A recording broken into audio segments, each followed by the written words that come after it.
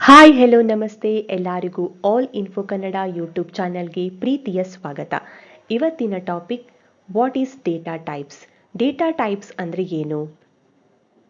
It defines what kind of data a variable can hold, means size of variable, type of variable. ಒಂದು variable ಯಾವ ರೀತಿಯ ಡೇಟಾವನ್ನು hold ಮಾಡಬಹುದು ಅಥವಾ store ಮಾಡಬಹುದು ಅಂದರೆ ಆ ವೇರಿಯೇಬಲ್ನ ಸೈಜ್ ಅಥವಾ ಟೈಪ್ ಯಾವುದು ಅಂತ ನಮಗೆ ಡೇಟಾ ಟೈಪ್ಸ್ ತಿಳಿಸ್ಕೊಡುತ್ತೆ. ಈ ಡೇಟಾ ಟೈಪ್ಸನ್ನು 2 ಟೈಪ್ಸ್ ಆಗಿ ಡಿವೈಡ್ ಮಾಡಿದ್ದಾರೆ. Primitive data types or basic data types, non primitive data type or reference data type. Primitive data types ಅಥವಾ ಬೇಸಿಕ್ ಡೇಟಾ ಟೈಪ್ಸ್ ಅಂದರೆ ಏನು?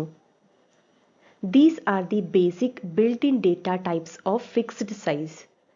It is used to store simple values non-object oriented. Java has total 8 primitive data types.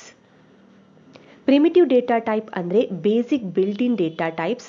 ಇದರ size fixed ಆಗಿರುತ್ತೆ, ನಾವು change ಮಾಡೋದಕ್ಕೆ ಆಗಲ್ಲ. Simple ವ್ಯಾಲ್ಯೂಸ್ಗಳನ್ನು non object oriented ವ್ಯಾಲ್ಯೂಸ್ನ ಸ್ಟೋರ್ ಮಾಡೋದಕ್ಕೆ ನಾವು ಪ್ರಿಮಿಟಿವ್ ಡೇಟಾ ಟೈಪ್ಸನ್ನು ಯೂಸ್ ಮಾಡ್ತೀವಿ. ಜಾವಾದಲ್ಲಿ ಟೋಟಲ್ ಆಗಿ 8 ಪ್ರಿಮಿಟಿವ್ ಡೇಟಾ ಟೈಪ್ಸ್ಗಳಿದೆ. ಜಾವಾದಲ್ಲಿನ 8 ಪ್ರಿಮಿಟಿವ್ ಡೇಟಾ ಟೈಪ್ಸ್ಗಳು ಯಾವುದೆಲ್ಲ, ಹಾಗೆ ಅದರ ಸೈಜ್ ಎಷ್ಟು, ಏನನ್ನು ಸ್ಟೋರ್ ಮಾಡೋದಕ್ಕೆ ಯೂಸ್ ಮಾಡ್ತಾರೆ, ಹಾಗೆ ಎಕ್ಸಾಂಪಲ್ನ ಕೊಟ್ಟಿದ್ದೀನಿ, ನೋಡ್ಕೊಳ್ಳಿ. ಏನಾದರೂ ಅರ್ಥ ಆಗಿಲ್ಲ ಅಂದರೆ ಕಮೆಂಟ್ ಮಾಡಿ. ನಾನ್ ಪ್ರಿಮಿಟಿವ್ ಡೇಟಾ ಟೈಪ್ಸ್ ಅಥವಾ ರೆಫರೆನ್ಸ್ ಡೇಟಾ ಟೈಪ್ಸ್ ಅಂದರೆ ಏನು? These are created by users or provided by Java libraries. Object-oriented, used to store complex values or multiple values. They store memory addresses of objects.